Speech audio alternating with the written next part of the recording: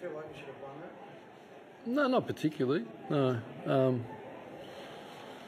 I thought they're really efficient early.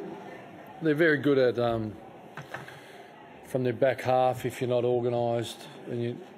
So what we planned for, we didn't quite get right, but with our backs. But then they tightened that up and we fixed that problem. But a little bit of damage was done.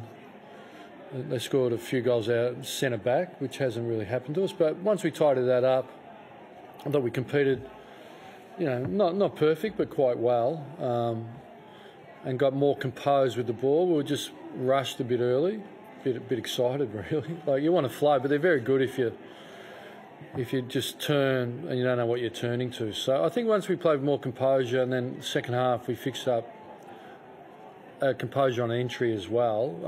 We certainly challenged them more, but certainly we desire to finish more efficiently. They just made us pay early. But yeah, from there I thought we were right in the contest. We're all a bit frustrated, but well, they're reigning premier, very efficient, very strong team. So I was pleased with the way we never gave up, but that's been reflective in all our performances. Our effort and team dynamic is incredibly strong at the moment. We're nurturing that really well.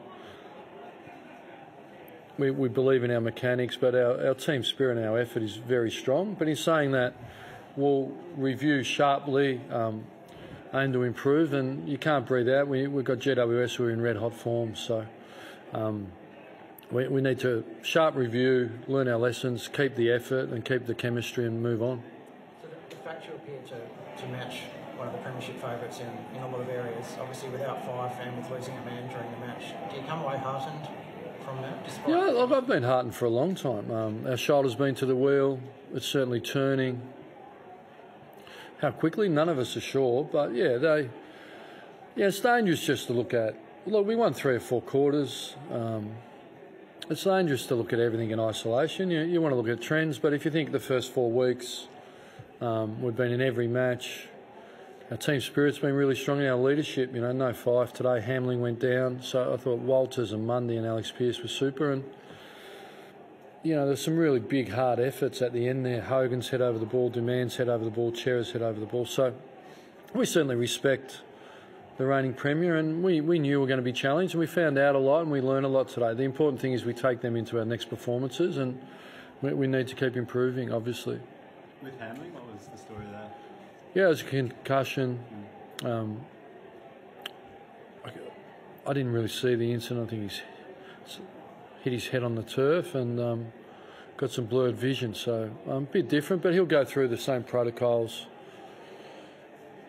that everyone does. So, hopefully the symptoms settle. When the symptoms settle, you can do the cog state, you pass the cog state, then you're available to play. So that clearly leads to your next question, which is Nathan. So Nathan never got to the cog state because he wasn't symptom-free. Hopefully at some point he's symptom-free, probably is now, and then he'll sit the cog state, and if he clears it, he'll play. So it's a binary yes or no answer on that.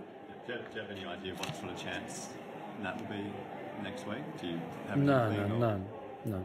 And it'd be dangerous for me to speculate. I'd be certainly in uncharted waters for myself. Did Nathan Wilson come off with a leg issue? No, I think it was cramp. They give him some pickle juice and they get back on. Sorry, are you clear besides Hamling? Are you clear of injury besides Hamling tonight? I haven't had the review. I'll walk back in and the doctors will tell us. It looks okay on the surface. Yeah, but I saw Wilson. It was after that big spoil on the far wing on Cripps, I think. So, you always hold your breath a little bit, but, we've had some challenges in that space, but we're certainly fighting on.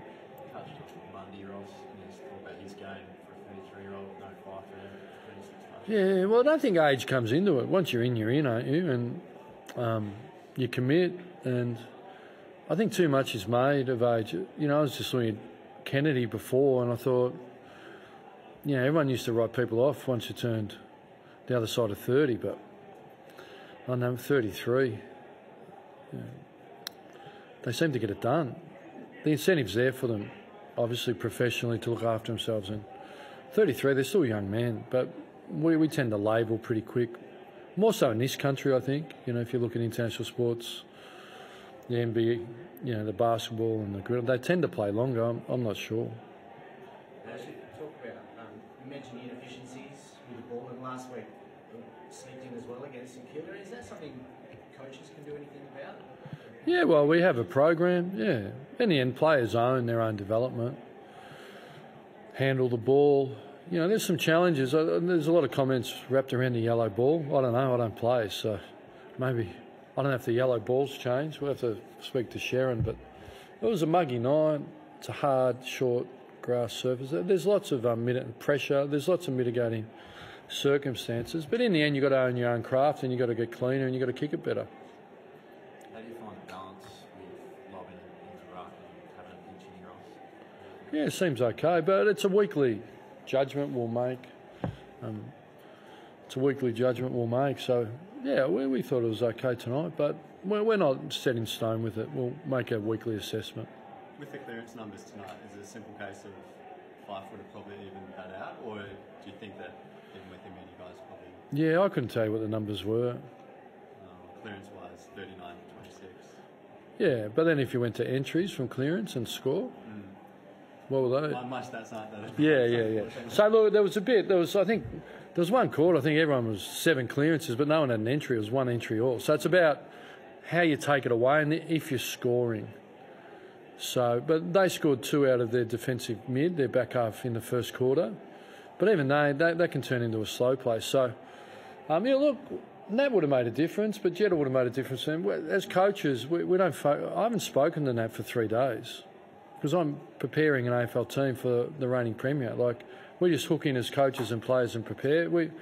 Those side conversations don't occur. You don't engage with them unless it's really important. You just stay in your nuclear group, and you have, like, I talk to the waffle players, but Nathan and rehab, that's what they're doing. So, you know, that's the cobbler's bit. They're with our doctors, they're with our physios, and you don't want to sort of annoy them with too much conversation. So, yeah, look, he would help, but I was pleased with our overall effort of competing, the ground ball, the tackle, entries. Just, we'd like to be more efficient, which you guys would sort of acknowledge as well.